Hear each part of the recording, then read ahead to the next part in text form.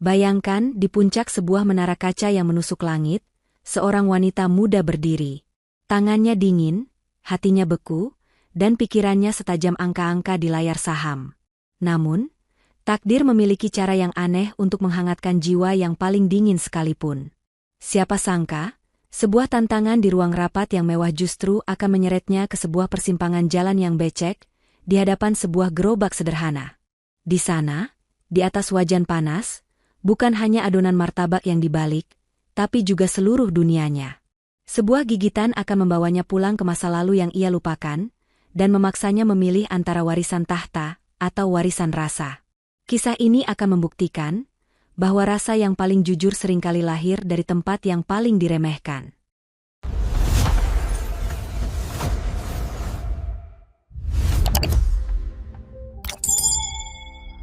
Tapi sebelum kita selami lebih dalam, alangkah baiknya jika kita bangun channel Ken Arok Productions ini bersama-sama. Tekan tombol subscribe, nyalakan loncengnya, berikan like jika kalian suka dengan cerita-cerita seperti ini, dan tinggalkan jejak di kolom komentar. Bagi yang sudah subscribe, saya doakan dari hati yang paling dalam, semoga hidup Anda selalu dilimpahi rezeki yang berkah, kesehatan yang tak ternilai, keberkahan di setiap langkah, dan kebahagiaan yang tiada akhir. Amin ya Rabbal Alamin. Jangan lupa juga, absen kalian dari daerah mana saja? Mari kita penuhi kolom komentar dengan nama kota-kota kita, agar kita tahu seberapa jauh cerita ini menyatukan kita semua. Insya Allah, dengan banyaknya doa yang terkumpul, Tuhan semesta alam akan mengabulkannya. Sekarang, mari kita mulai. Di lantai 45 gedung Wijoyo Tower, udara terasa lebih tipis dan jauh lebih dingin. Bukan hanya karena pendingin ruangan yang diatur di suhu terendah, tapi juga karena aura yang terpancar dari wanita yang duduk di ujung meja mahoni raksasa itu. Dialah Clara Wijoyo. Di usianya yang baru menginjak 28, ia adalah seorang ratu di kerajaannya sendiri, sebuah kerajaan yang dibangun di atas pondasi data, grafik, dan strategi bisnis yang tanpa ampun. Matanya yang tajam, dibingkai riasan sempurna, seolah mampu memindai laba rugi hanya dengan sekali pandang. Setelan kelabu yang ia kenakan harganya mungkin bisa menghidupi sebuah desa selama sebulan, namun tak ada kehangatan sedikit pun yang terpancar darinya. Baginya, emosi adalah variabel yang merusak, dan perasaan adalah angka nol dalam sebuah perhitungan. Ruang rapat itu hening. Hanya suara napas para direktur senior yang terdengar berat, orang-orang yang usianya jauh di atas Clara, namun kini harus menunduk di hadapan logikanya yang sedingin es. Di layar proyektor raksasa, terpampang data kegagalan produk terbaru mereka. Sebuah produk premium yang dirancang sempurna, dipasarkan dengan budget miliaran, namun gagal total di pasaran. Tiba-tiba, seorang pria tua di sudut ruangan, Pak Tirtayasa, satu-satunya direktur yang tersisa dari era ayahnya, angkat bicara. Suaranya tenang, namun setiap katanya seperti batu yang dilempar ke permukaan danau yang beku. Produk kita gagal, Clara, ujarnya pelan, karena produk ini tidak punya jiwa. Ia dirancang di menara ini, oleh pikiran-pikiran brilian yang tidak pernah tahu bagaimana rasanya lapar di pinggir jalan. Clara menggeser pandangannya perlahan, tatapannya menusuk tajam. Jiwa tidak bisa diukur, Pak Tirta. Jiwa tidak menghasilkan profit. Pak Tirtayasa tersenyum tipis. Mungkin benar. Tapi, jiwa, itulah yang membuat pelanggan kembali. Anda jenius dalam angka, tapi Anda buta terhadap denyut nadi mereka. Saya tantang Anda, lanjutnya, membuat seisi ruangan menahan napas. Turun dari menara ini. Bukan sebagai CEO, tapi sebagai manusia biasa. Pergi ke tempat paling ramai di kota ini, cicipi makanan yang paling dicintai rakyat jelata. Coba analisis, jiwa, itu dengan semua data yang Anda punya. Jika Anda bisa, saya akan menjadi orang pertama yang mengakui kehebatan Anda. Keheningan meledak di dalam ruangan. Sebuah tantangan yang terdengar seperti penghinaan. Rahang Clara mengeras. Arogansinya terusik. Ia tidak akan membiarkan seorang tua meragukan kemampuannya untuk menaklukkan pasar manapun. Dengan satu gerakan anggun, ia berdiri. Tantangan diterima, desisnya dingin. Saya akan buktikan bahwa rasa dan jiwa yang Anda banggakan itu tidak lebih dari sekumpulan data dan kebiasaan konsumen yang bisa saya petakan dan taklukkan. Rapat dibubarkan. Clara berdiri sendirian, menatap gemerlap lampu kota dari balik jendela kaca raksasanya. Ia melihatnya bukan sebagai rumah bagi jutaan manusia, melainkan sebagai sebuah papan permainan raksasa. Dan ia, sang ratu, akan segera turun untuk memenangkan permainan ini. Ia belum tahu, di papan permainan itu, ada satu bidak sederhana yang akan mematikan langkah sang ratu, bukan dengan strategi, tapi dengan sebuah rasa dari masa lalu. Malam tiba, dan bagi Clara, ini bukanlah sebuah perjalanan, melainkan sebuah operasi penaklukan. Medan perangnya adalah sebuah pusat kuliner malam di pinggiran kota, tempat yang namanya hanya pernah ia lihat di laporan data demografi. Benteng pertahanannya adalah mobil Eropanya yang kedap suara, di mana ia duduk selama beberapa menit, memandangi kekacauan di luar sana dengan tatapan seorang jenderal yang sedang memetakan wilayah musuh. Asistennya telah menyiapkan data, daftar pedagang dengan omzet tertinggi, analisis sentimen pelanggan dari media sosial, bahkan denah lokasi yang dicetak di atas kertas berkualitas tinggi. Semuanya tampak seperti invasi korporat ke jantung pertahanan rakyat jelata. Akhirnya, dengan helaan napas berat, ia melangkah keluar. Seketika, dunianya yang steril dan teratur hancur berkeping-keping. Udara yang dihirupnya bukan lagi wangi parfum mahal ruangannya, melainkan kepulan asap arang yang pekat, aroma bumbu yang saling bertabrakan, manis, gurih, pedas, dan bau tanah basah sisa hujan sore tadi. Suara di sekelilingnya adalah simfoni kekacauan, desis minyak panas, denting spatula yang beradu dengan wajan, tawa lepas para pengunjung, dan teriakan para pedagang yang menjajakan dagangannya. Sepatu haknya yang berharga jutaan rupiah itu langsung ternoda oleh becek dan debu. Ia berjalan kaku di tengah lautan manusia yang bergerak tanpa aturan, menjaga jarak seolah takut tersentuh oleh dunia yang dianggapnya kotor ini. Di matanya, ini adalah sebuah ekosistem yang kacau, sebuah sistem yang tidak efisien yang perlu diperbaiki. Ia mengeluarkan ponselnya, bukan untuk mengambil gambar, tapi untuk mencatat dalam aplikasi spreadsheet-nya, waktu tunggu pelanggan tidak terkelola, branding visual tidak konsisten, alur produksi terlalu manual. Ia sedang menghakimi, bukan merasakan. Setelah berkeliling dengan tatapan dingin, ia berhenti di depan satu titik. Antrean terpanjang. Inilah variabel kesuksesan yang paling mudah diukur. Sebuah gerobak sederhana yang tampak sedikit lebih tua dari yang lain, dengan papan nama kayu yang sudah agak pudar tulisannya, warisan rasa. Clara mendengus sinis. Ironis, pikirnya. Warisan apa yang bisa dibanggakan dari sebuah gerobak reot di tengah pasar yang kumuh? Ia bergabung di barisan paling belakang, berdiri dengan lengan bersedekap, kesabarannya menipis setiap detiknya. Dari kejauhan, ia mengamati sang penjual. Seorang pemuda yang gerakannya cekatan dan fokus. Tangannya menari di atas adonan, menuang, meratakan, menabur isian dengan presisi yang mengejutkan. Tak ada mesin canggih, tak ada prosedur operasi standar yang tertulis. Semuanya mengalir begitu saja, sebuah tarian yang telah diulang ribuan kali. Clara terus mencatat, menganalisis setiap gerakan sebagai data. Akhirnya, tiba gilirannya. Ia melangkah maju, berdiri di hadapan gerobak itu. Tatapan sang analis yang dingin dan penuh perhitungan, bertemu untuk pertama kalinya dengan tatapan sang perajin rasa yang hangat dan sedikit lelah. Ia belum tahu, di titik pertemuan itulah, perhitungannya akan segera berantakan.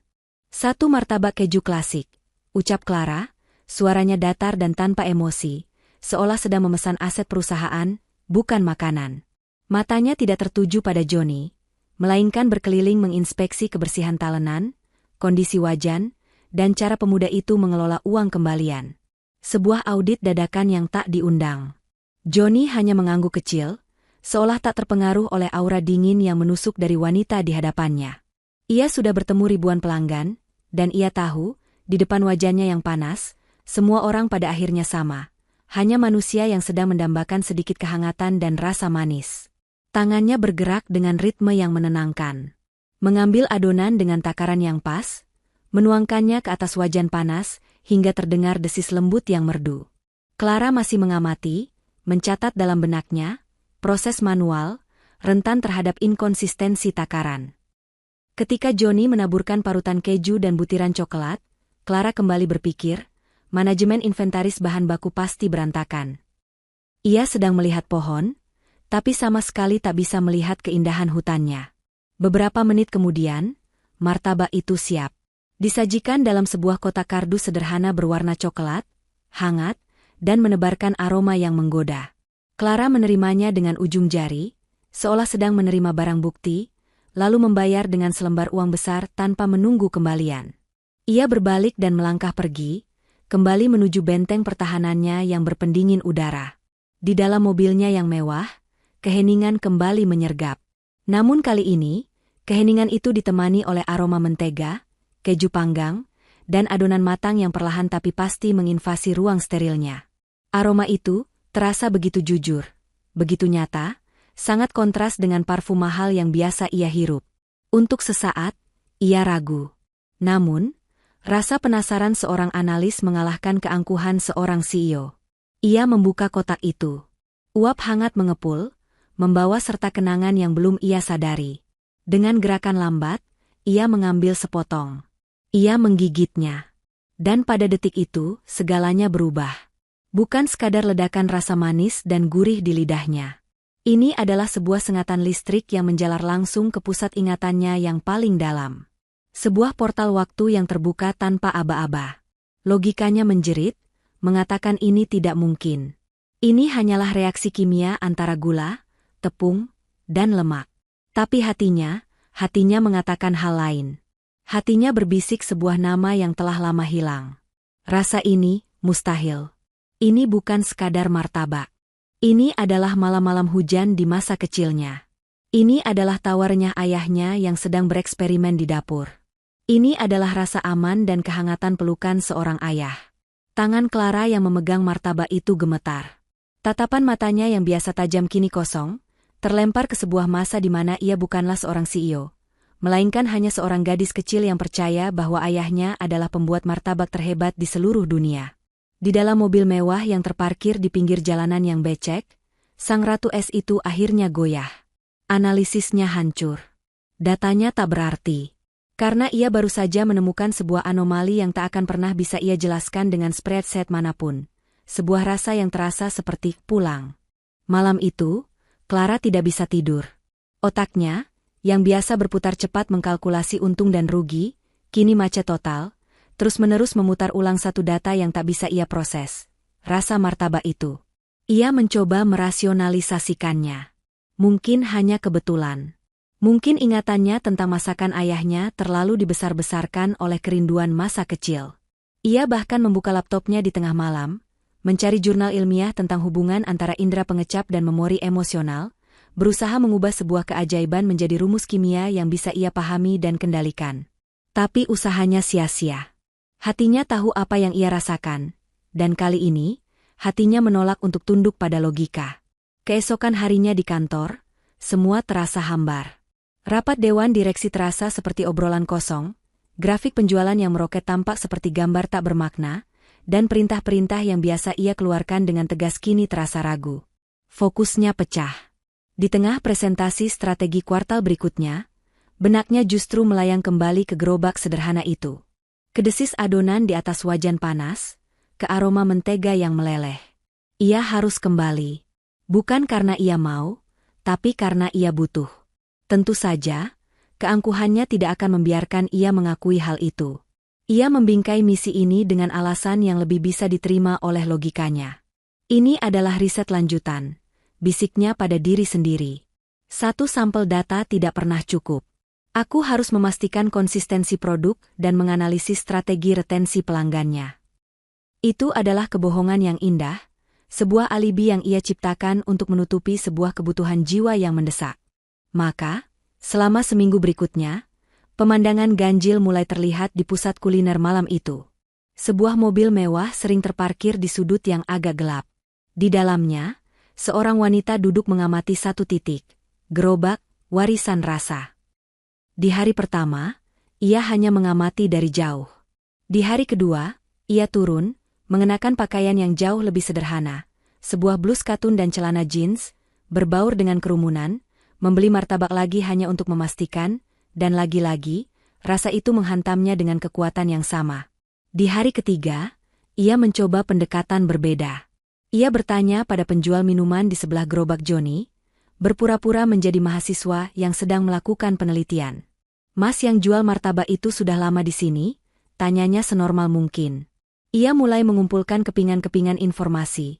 Johnny adalah pekerja keras, ia mewarisi usaha itu, dan ia sangat menjaga resepnya. Kata, mewarisi, itu terus terngiang di telinga Clara. Perlahan, misinya mulai berubah. Ia tidak lagi peduli pada analisis bisnis. Ia kini menjadi seorang detektif yang sedang melacak jejak masa lalunya sendiri. Setiap kali datang, ia tidak hanya fokus pada Johnny, tapi juga pada papan nama gerobak itu, warisan rasa.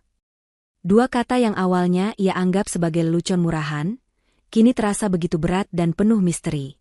Warisan dari siapa? Rasa milik siapa? Investigasi korporatnya telah gagal total.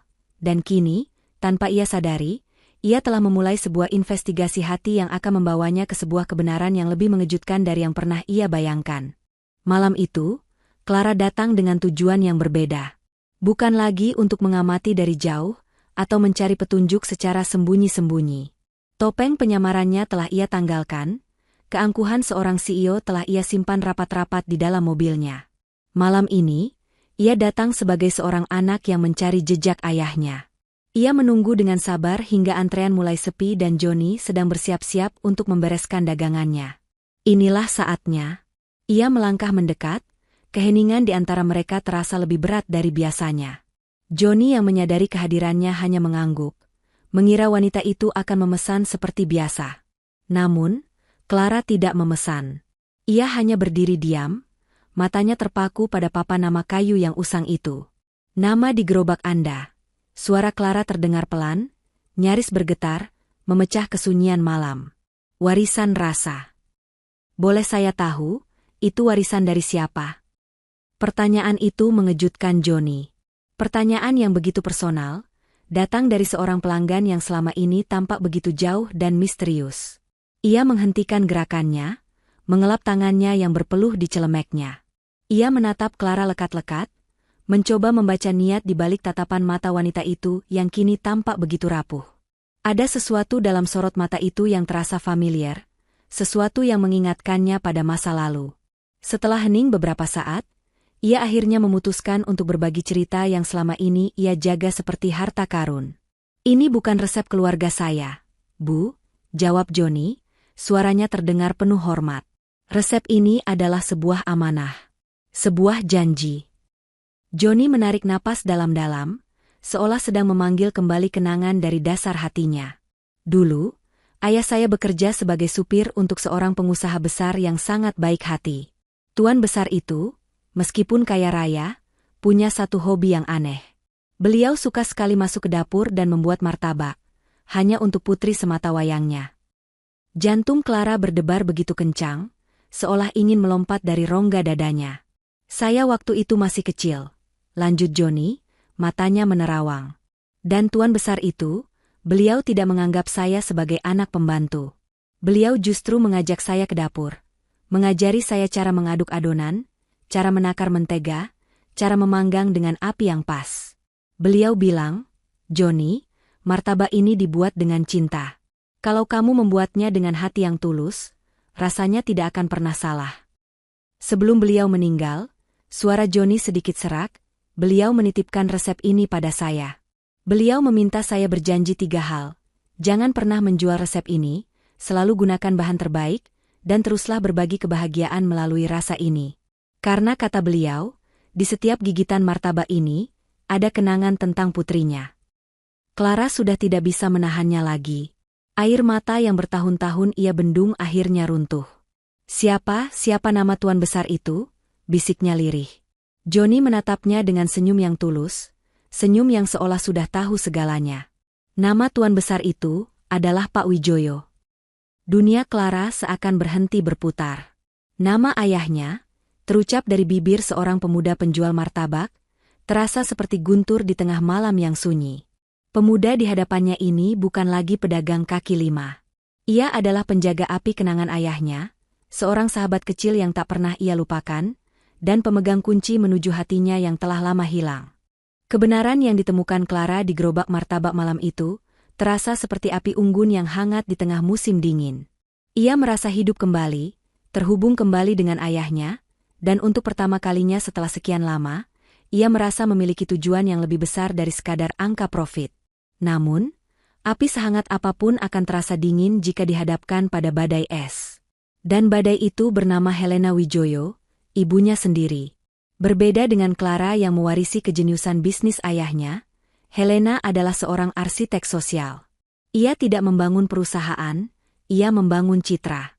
Baginya, keluarga Wijoyo adalah sebuah mahakarya yang harus dijaga kesempurnaannya, tanpa setitik pun noda.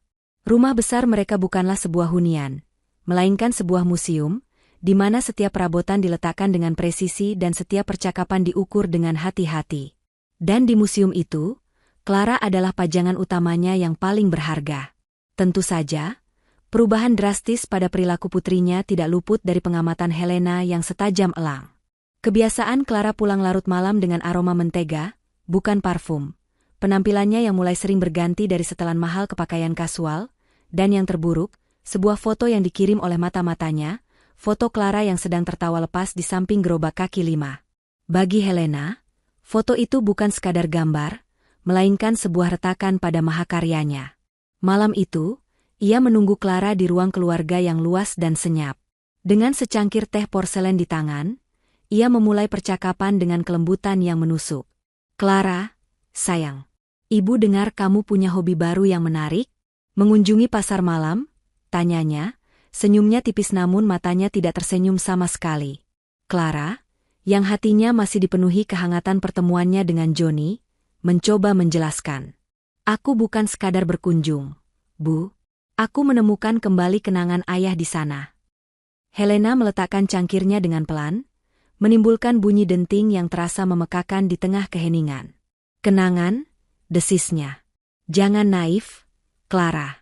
Ayahmu membangun sebuah dinasti, bukan kedai martabak. Yang kamu temukan di sana bukanlah kenangan, melainkan aib. Sebuah skandal yang siap meledak dan menghancurkan semua yang telah kita bangun." Ia berdiri, berjalan anggun mendekati putrinya. Orang-orang sudah mulai berbisik. "Reputasi kita dipertaruhkan. Itulah sebabnya, perjodohanmu dengan Adrian harus segera kita resmikan." Nama, Adrian, disebut seperti sebuah vonis. Adrian adalah putra dari keluarga konglomerat saingan, seorang pebisnis muda yang licik dan ambisius, persis seperti cerminan gelap dari diri Clara.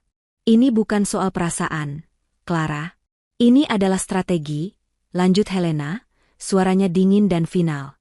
"Pernikahanmu adalah merger terbesar dalam sejarah perusahaan kita. Dan ibu tidak akan membiarkan seorang penjual martabak dekil merusak rencana yang sudah ibu susun selama bertahun-tahun." Clara berdiri terpaku.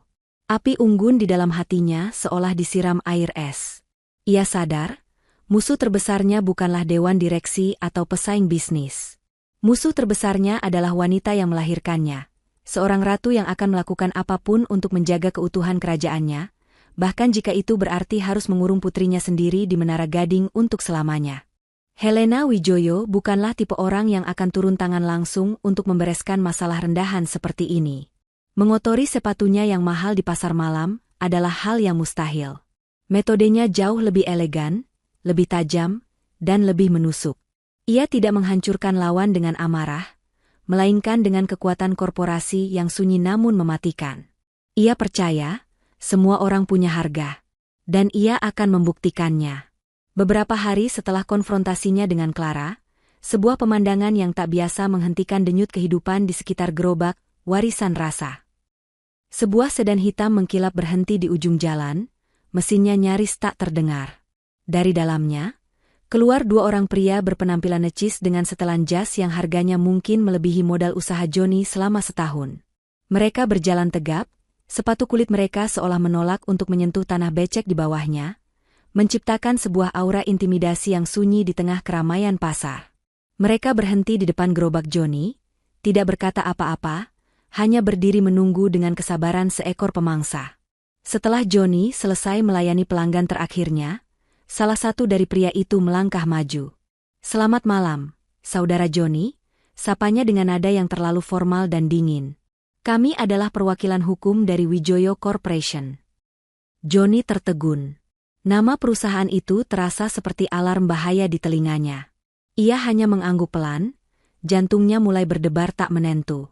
Pria kedua maju dan meletakkan sebuah map kulit tebal berwarna hitam di atas meja kayu sederhana milik Joni. Benda itu terlihat begitu kontras dan salah tempat, seperti sebongkah es di atas wajan yang panas. Ibu Helena Wijoyo, pimpinan kami, sangat terkesan dengan dedikasi Anda, ujar pria pertama, kata-katanya licin dan tanpa emosi. Beliau melihat potensi besar dalam usaha Anda. Oleh karena itu, kami datang untuk menawarkan sebuah kesempatan emas. Ia membuka map itu. Di dalamnya, tertata rapi dokumen-dokumen legal dengan banyak sekali angka nol. Wijoyo Corporation berniat mengakuisisi penuh merek dagang, warisan rasa, beserta hak kekayaan intelektual atas resepnya. Jelasnya. Sebagai kompensasinya, kami menawarkan angka yang akan mengubah hidup Anda dan 7 turunan Anda.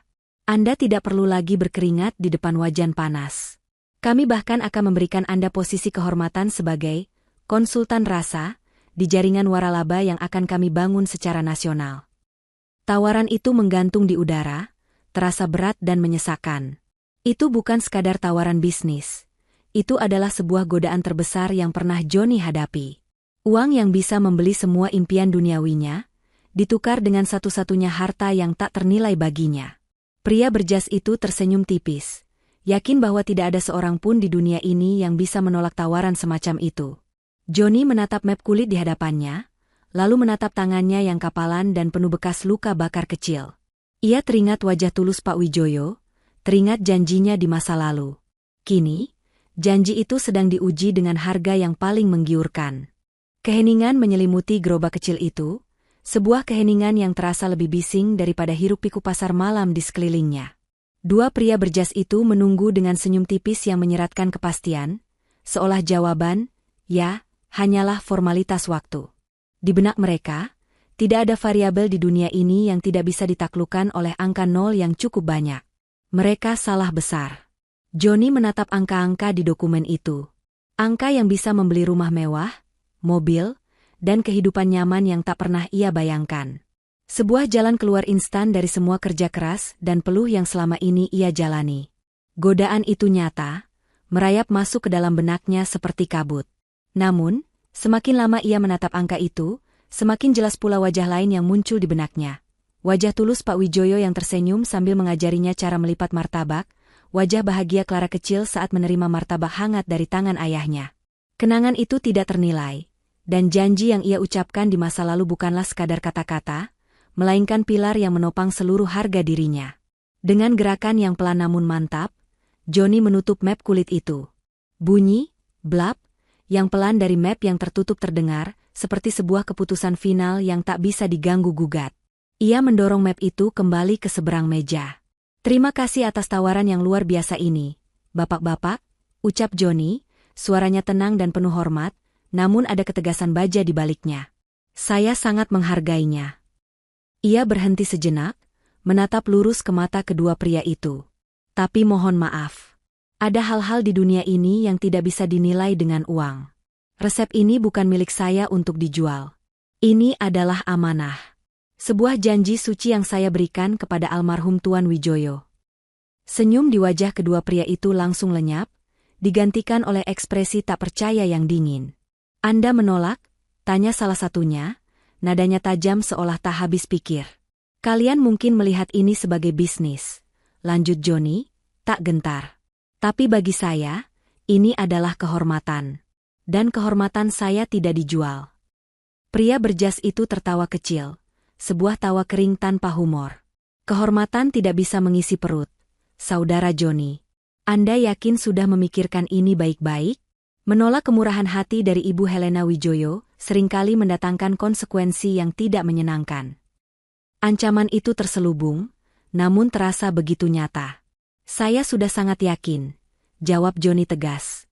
Kedua pria itu saling berpandangan, lalu mengangguk singkat. Mereka mengambil kembali map itu, merapikan jas mereka, dan berbalik pergi tanpa mengucapkan sepatah kata pun lagi. Tapi sebelum masuk ke mobil, salah satunya menoleh, memberikan Johnny satu tatapan terakhir. Sebuah tatapan yang dingin, penuh dengan rasa kasihan dan ancaman yang tak terucap. Mobil hitam itu melaju pergi, meninggalkan Johnny sendirian di tengah kepulan asap dagangannya. Malam terasa lebih dingin dari biasanya. Ia memandang ke arah pusat kota, ke puncak Wijoyo Tower yang menjulang angkuh di kejauhan. Ia tahu, penolakannya barusan bukanlah akhir dari masalah ini. Justru sebaliknya. Ia baru saja menolak untuk bertekuk lutut di hadapan seekor naga, dan ia tahu, naga itu kini telah terbangun dari tidurnya. Petaka sedang dalam perjalanan. Perang modern tidak lagi dilancarkan dengan pedang, melainkan dengan jempol di atas layar. Kehormatan tidak lagi dihancurkan di medan perang, melainkan di lini masa media sosial. Inilah pelajaran pahit yang harus diterima Johnny, hanya 2 hari setelah penolakannya yang gagah berani. Serangan itu datang bukan dalam bentuk preman atau surat penggusuran, melainkan dalam bentuk yang jauh lebih kejam dan tak terlihat. Semuanya dimulai dari sebuah unggahan. Sebuah cerita yang dirangkai dengan begitu sempurna, diposting di sebuah akun gosip terkenal di kota itu. Judulnya provokatif, tragedi di balik martabak viral, seorang anak kritis diduga keracunan makanan. Di bawahnya, terpasang sebuah foto yang mengoyak hati. Seorang anak kecil yang terbaring lemah di ranjang rumah sakit, dengan selang infus di tangannya. Tentu saja, tidak ada yang tahu bahwa foto itu diambil dari stok gambar di internet. Narasi di dalamnya ditulis dengan begitu meyakinkan. Seorang ibu yang panik menceritakan bagaimana putranya yang sehat ceria tiba-tiba menderita sakit perut hebat, muntah-muntah, dan demam tinggi setelah menyantap martabak dari gerobak warisan rasa. Tulisan itu dibumbui dengan istilah-istilah medis yang terdengar ilmiah dan diakhiri dengan kalimat yang membakar amarah publik. Saya hanya ingin keadilan. Jangan sampai ada korban lain. Hati-hati jika jajan di pinggir jalan. Dalam hitungan jam, unggahan itu meledak. Seperti api kering yang disulut bensin, ia menyebar dari satu grup WhatsApp ke grup lainnya, dari satu lini masa ke lini masa berikutnya. Ribuan komentar membanjiri unggahan itu, penuh dengan sumpah serapah, makian, dan ketakutan. Akun-akun anonim bermunculan, ikut menambahkan bumbu, mengklaim bahwa mereka juga pernah merasa mual setelah makan di sana. Sebuah kebohongan yang diulang-ulang, hingga akhirnya dianggap sebagai kebenaran. Malam itu, Johnny datang ke tempat jualannya seperti biasa, belum menyadari badai digital yang sedang menerjang namanya. Namun, ia langsung merasakan keanehan. Tidak ada antrean. Orang-orang yang lewat hanya menatapnya dengan pandangan aneh. Berbisik-bisik, beberapa bahkan terang-terangan menunjuk ke arahnya dengan tatapan jijik. Seorang ibu yang sedang berjalan bahkan menarik tangan anaknya menjauh dari gerobak Johnny, seolah gerobak itu adalah sumber wabah penyakit. Johnny bingung, hatinya terasa sakit. Apa yang terjadi? Seorang pelanggan setia yang kebetulan lewat, akhirnya memberanikan diri menunjukkan unggahan viral itu di ponselnya. Saat Johnny melihat foto anak kecil yang sakit dan ratusan komentar yang menghakiminya sebagai pembunuh berdarah dingin, dunianya runtuh. Kakinya terasa lemas. Reputasinya, kehormatannya, nama baik yang ia dan almarhum Pak Wijoyo jaga dengan setengah mati, kini hancur lebur menjadi debu hanya dalam semalam. Ia berdiri sendirian di samping wajannya yang mulai mendingin, dikhianati oleh dunia yang bahkan tidak pernah ia sakiti. Inilah petaka yang sesungguhnya, sebuah hukuman mati tanpa pengadilan. Berita tentang tragedi, warisan rasa, sampai ke telinga Clara bukan melalui laporan asistennya, melainkan melalui cara yang paling kejam, muncul begitu saja di lini masa media sosialnya, di antara foto-foto liburan mewah teman-temannya dan berita pasar saham. Ia sedang duduk di apartemennya yang megah, dengan pemandangan kota terhampar di bawahnya, seperti permadani berkelip. Saat matanya menangkap judul berita itu dan melihat foto Johnny yang diambil diam-diam, tampak bingung dan putus asa di samping gerobaknya yang sepi, cangkir kopi di tangannya nyaris terlepas. Kemarahan yang ia rasakan bukanlah kemarahan panas yang meledak-ledak, melainkan kemarahan dingin yang membekukan darah. Ini bukan kecelakaan. Ini adalah sebuah eksekusi. Sebuah operasi senyap yang dirancang dengan presisi mematikan. Ia bisa melihat sidik jari ibunya dan kelicikan Adrian di setiap kalimat fitnah yang tertulis. Dan yang lebih menyakitkan, ia tahu ini semua terjadi karena dirinya. Johnny dihukum bukan karena ia bersalah. Tapi karena ia berani berdiri di sisinya, dan karena ia berani menjaga amanah ayahnya. Rasa bersalah menusuknya begitu dalam. Ponselnya berdering. Nama, Ibu, tertera di layar. Clara menjawab dengan tangan gemetar karena amarah. Suara Helena di seberang terdengar tenang, seolah tidak terjadi apa-apa. Sudah Ibu bilang, Clara, ucapnya tanpa basa-basi. Bergaul dengan kelas bawah hanya akan membawa kotoran. Sekarang lihat apa yang terjadi pada reputasinya. Ini adalah seleksi alam dalam dunia bisnis. Cukup. Kalimat itu adalah percikan terakhir yang menyulut api pemberontakan di dalam diri Clara. Ini bukan lagi tentang martabak. Ini bukan lagi tentang kenangan. Ini adalah pertarungan antara dua filosofi. Dunia ibunya yang kejam dan penuh perhitungan, melawan dunia ayahnya yang jujur dan penuh rasa. Dan ia harus memilih di sisi mana ia akan berdiri. Tanpa ragu, Clara membuka laptopnya. Jarinya yang biasa menari di atas keyboard untuk menyusun strategi akuisisi perusahaan, kini bergerak lincah untuk menulis sebuah deklarasi perang. Ia membuka akun media sosial pribadinya, sebuah akun terverifikasi dengan ratusan ribu pengikut dari kalangan pebisnis dan sosialita. Akun yang selama ini hanya berisi citra kesempurnaan dan kesuksesan korporat. Ia mengunggah sebuah tulisan, tanpa foto, hanya teks putih di atas latar belakang hitam. Nama saya Clara Wijoyo. Banyak dari Anda mengenal saya sebagai CEO Wijoyo Corporation.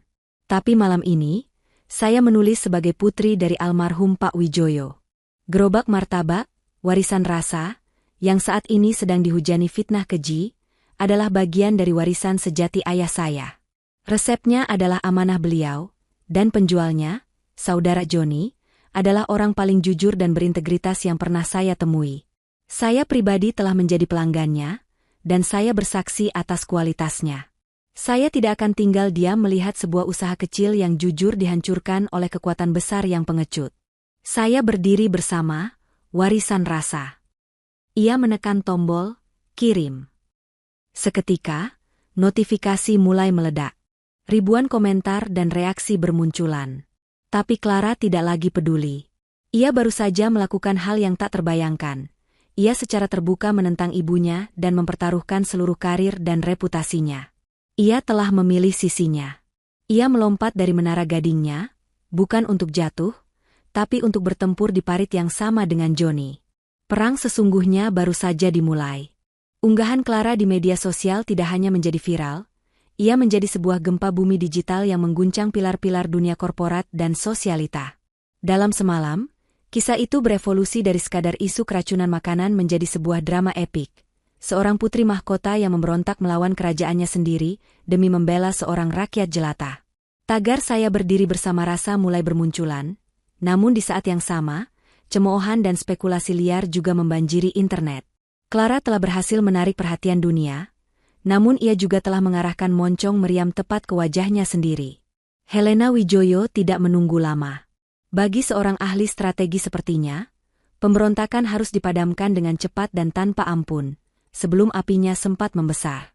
Pagi harinya, saat matahari bahkan belum sempat menyinari ruang kantornya, Clara menerima sebuah surat singkat dan dingin.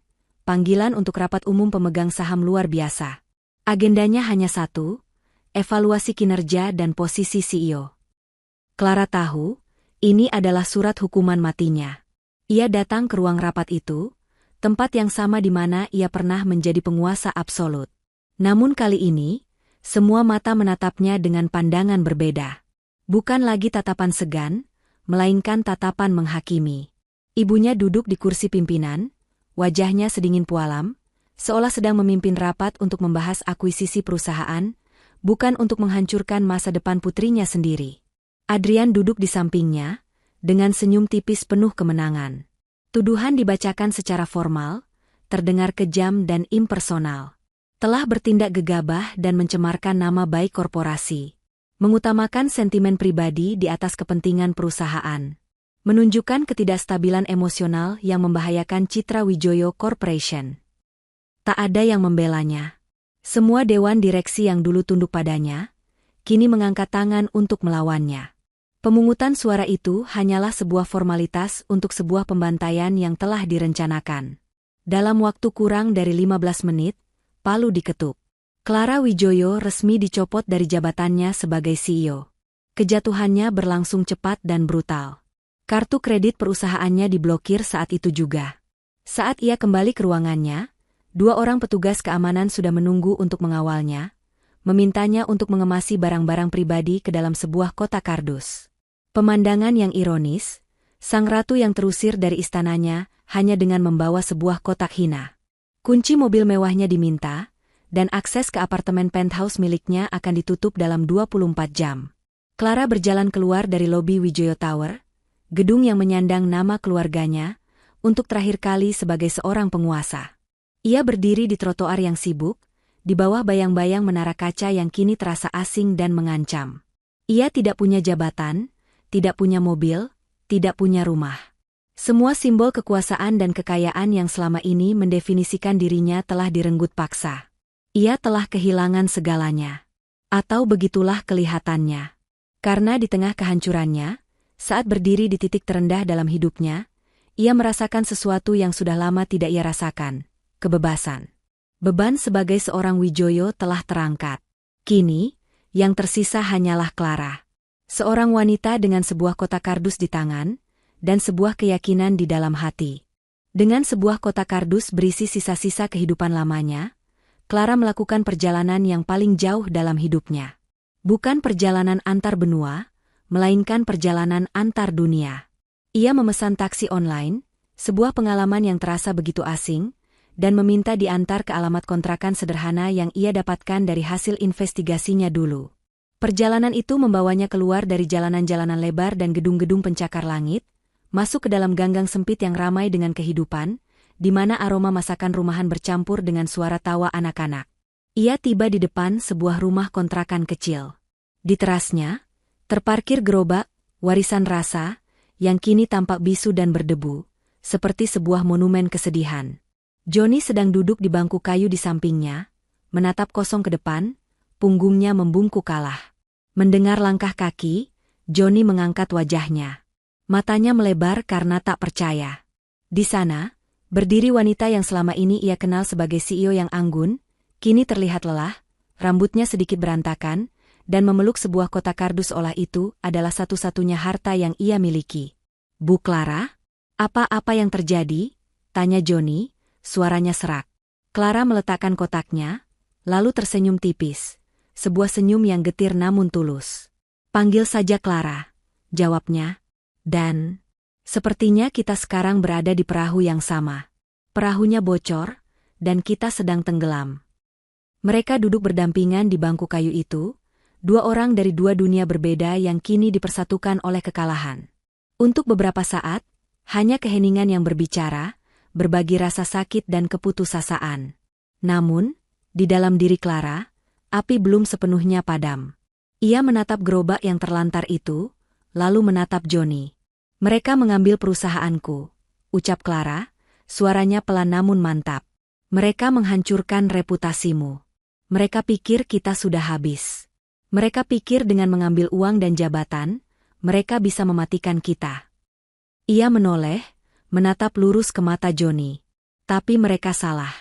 Mereka tidak bisa mengambil 2 hal yang paling penting. Keahlianmu membuat martabak paling enak di dunia, dan keahlianku membangun bisnis dari nol." Mata Johnny yang semula redup, kini mulai memancarkan seberkas cahaya. "Bagaimana kalau kita mulai lagi?" lanjut Clara, semangatnya mulai menyala. "Bukan sebagai Wijoyo Corporation. Bukan sebagai korban. Tapi sebagai partner. Kita bangun kembali, warisan rasa, bukan dengan modal miliaran, tapi dengan kejujuran dan cerita kita. Kita lawan mereka, bukan di ruang rapat, tapi di hati setiap pelanggan." Untuk pertama kalinya setelah berhari-hari, Johnny tersenyum. Sebuah senyum kecil yang perlahan melebar, mengusir awan gelap di wajahnya. Ia tidak lagi melihat wanita kaya yang malang di hadapannya, melainkan seorang pejuang yang gigih. Ia mengulurkan tangannya yang kapalan. "Partner," ucapnya tegas. Clara menyambut uluran tangan itu. Jabat tangan mereka. Satu tangan lembut rawat, satu lagi kasar karena kerja keras, adalah sebuah perjanjian suci. Di teras sebuah rumah kontrakan sederhana, di tengah puing-puing kehidupan mereka, sebuah perusahaan baru yang jauh lebih kuat baru saja lahir. Markas besar mereka kini adalah dapur sempit di rumah kontrakan Johnny. Modal mereka adalah sisa tabungan pribadi Clara dan semangat yang menolak untuk padam. Rapat strategi mereka tidak lagi digelar di atas meja mahoni, melainkan di atas meja makan plastik sambil ditemani secangkir kopi tubruk. Disinilah, di tengah kesederhanaan, kejeniusan Clara yang sesungguhnya mulai bersinar, bebas dari belenggu aturan korporat. Senjata pertama mereka adalah kejujuran. Clara menciptakan sebuah akun media sosial baru untuk Warisan Rasa. Tidak ada foto-foto stok yang dipoles, tidak ada slogan-slogan pemasaran yang kosong. Halaman itu diisi dengan konten yang mentah, nyata, dan menyentuh. Ia merekam video siaran langsung, menunjukkan tangan Johnny yang bersih dan terampil sedang mengolah adonan, membuktikan dengan transparansi mutlak bahwa tuduhan keracunan itu adalah kebohongan. Ia menuliskan kisah tentang janji Johnny kepada ayahnya, bukan sebagai cerita sedih, melainkan sebagai sebuah manifesto tentang integritas. Setiap unggahan diakhiri dengan kalimat yang sama, ini bukan sekadar martabak. Ini adalah cerita. Perlahan tapi pasti, percikan api itu mulai menarik perhatian. Orang-orang yang awalnya ikut menghujat, kini mulai ragu. Komunitas kecil yang setia mulai terbentuk, mereka datang bukan hanya untuk membeli, tapi untuk memberikan dukungan. Mereka membanjiri kolom komentar dengan cerita mereka sendiri, berbagi foto martabak, warisan rasa, dengan tagar rasa tidak bisa dibohongi. Tentu saja, Helena dan Adrian tidak tinggal diam. Melihat perlawanan gerilya ini, mereka memutuskan untuk melancarkan serangan artileri berat. Dalam waktu singkat, sebuah merek baru muncul entah dari mana, Martabak Prime. Gerainya mewah, dibuka serentak di 5 mal paling elit di kota. Iklannya terpampang di papan-papan reklame raksasa, menampilkan selebriti papan atas yang tersenyum sambil memegang martabak yang tampak sempurna secara visual. Martabak mereka dibuat oleh mesin untuk menjaga konsistensi, rasanya presisi, namun dingin dan tanpa cacat, seperti produk dari sebuah pabrik. Maka, dimulailah perang martabak di media sosial. Di satu sisi, Martabak Prime, dengan budget promosinya yang tak terbatas, membanjiri lini masa dengan iklan-iklan mahal. Di sisi lain, Warisan Rasa, dengan cerita-cerita tulusnya, dibagikan dari mulut ke mulut secara organik oleh komunitasnya yang loyal. Pertarungan itu menjadi simbol yang lebih besar. Hati melawan mesin, cerita melawan iklan, keaslian melawan kepalsuan. Martabak Prime mungkin memenangkan penjualan di atas kertas, tapi Warisan Rasa mulai memenangkan sesuatu yang jauh lebih berharga, hati dan kepercayaan publik. Para food blogger mulai penasaran, mereka membuat konten yang membandingkan kedua martabak itu secara berdampingan. Perang ini tidak lagi hanya tentang Clara dan Johnny. Ini telah menjadi perang milik publik, dan semua orang sedang menunggu siapa yang akan menjadi pemenang sesungguhnya. Perang martabak telah mencapai titik didihnya, membelah opini publik dan menjadi topik perbincangan terhangat di seluruh kota. Di tengah kebisingan itu, muncullah seorang wasit yang tak terduga. Seorang food vlogger paling berpengaruh di negeri ini, yang terkenal dengan ulasannya yang jujur dan tak bisa dibeli. Merasa terpanggil oleh drama yang terjadi, ia mengumumkan akan menggelar sebuah pertarungan pamungkas. Sebuah ulasan buta atau blind test yang disiarkan secara langsung untuk menentukan martabak mana yang sesungguhnya layak menyandang predikat terbaik. Seluruh kota seolah menahan napas. Malam itu, puluhan ribu pasang mata tertuju pada layar gawai mereka. Di sebuah studio sederhana, sang vlogger duduk di hadapan 2 kotak martabak yang identik, hanya ditandai dengan label A dan B. Di dapur kontrakannya, Clara dan Johnny memegang tangan satu sama lain dengan erat, menyaksikan siaran itu dari layar ponsel kecil, jantung mereka berdebar kencang.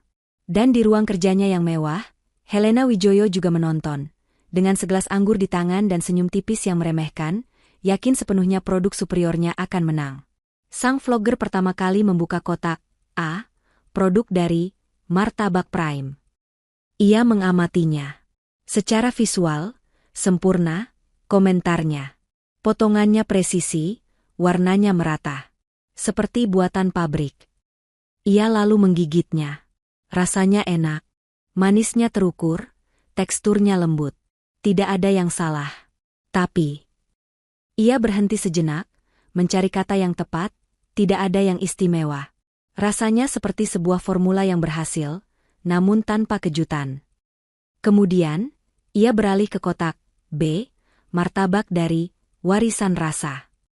Begitu kotak dibuka, ekspresinya sedikit berubah. Aromanya lebih kuat, gumamnya. Martabak itu tidak sesempurna yang pertama. Ada sedikit warna gosong di pinggirannya, taburan kejunya tidak serapi buatan mesin. Ia menggigitnya. Keheningan melanda studio selama beberapa detik. Mata sang vlogger terpejam, seolah sedang melakukan perjalanan rasa.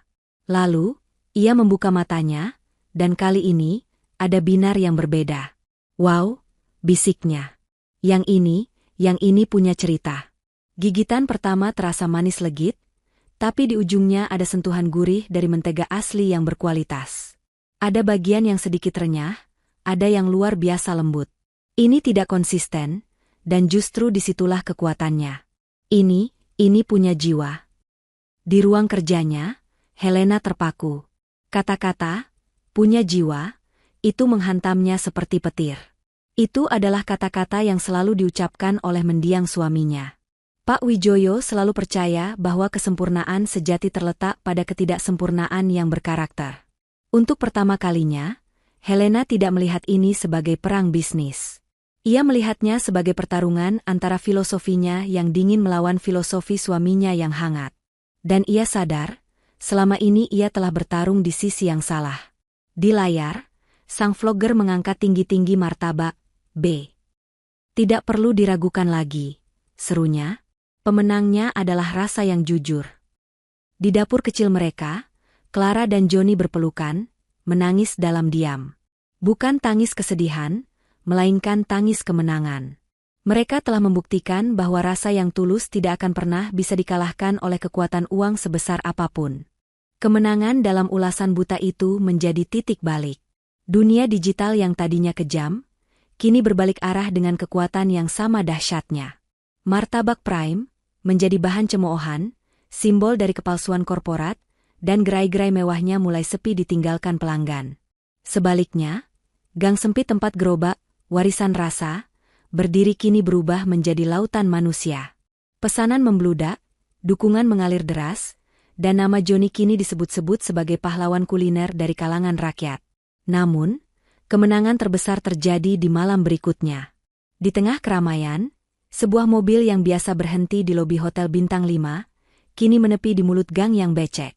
Dari dalamnya, keluar Helena Wijoyo. Ia tidak lagi mengenakan gaun malam yang angkuh, melainkan sebuah blus sederhana yang elegan. Ia berjalan sendirian, menembus kerumunan yang seketika terdiam dan memberinya jalan, seolah sedang menyaksikan peristiwa langka. Ia berhenti di depan Clara dan Johnny. Wajahnya yang biasa kaku kini terlihat lelah dan penuh penyesalan. Ayahmu benar, Clara, ucapnya pelan, suaranya bergetar menahan emosi. Aku terlalu sibuk membangun sebuah kerajaan, sampai aku lupa caranya membangun sebuah rumah. Aku dibutakan oleh citra, hingga aku tidak bisa lagi mengenali rasa yang tulus.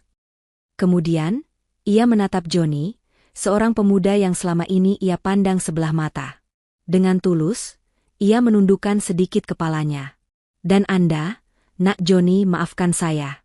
Anda menjaga warisan suami saya jauh lebih baik daripada saya sendiri. Clara tak kuasa menahan air matanya.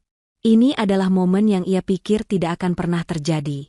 Helena meraih tangan putrinya. Aku tidak akan memintamu kembali ke Menara Gading itu, katanya. Tempatmu bukan lagi di sana. Tapi, izinkan ibu berinvestasi pada kejujuran yang sedang kalian bangun. Bukan sebagai Wijoyo Corporation, tapi sebagai seorang ibu yang ingin melihat warisan suaminya yang sejati, tumbuh dan mekar. 1 tahun berlalu sejak malam itu.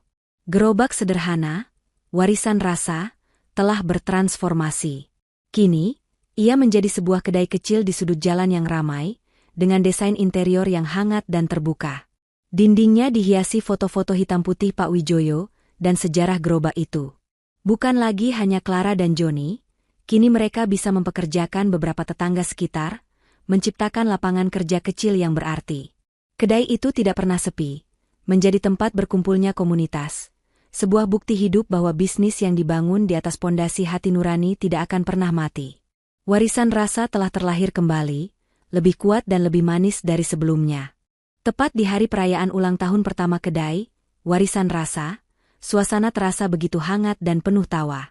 Kedai itu dipenuhi oleh para pelanggan setia, tetangga, dan sahabat yang telah menjadi saksi perjalanan mereka.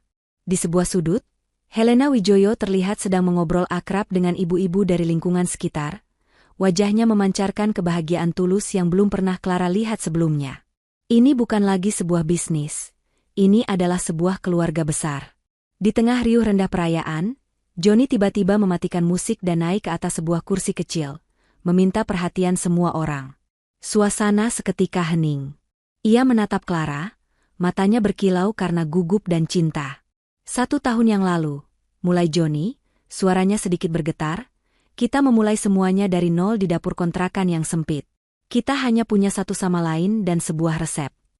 Ia turun dari kursi, berjalan mendekati Clara, dan berlutut di hadapannya. Dari sakunya, ia mengeluarkan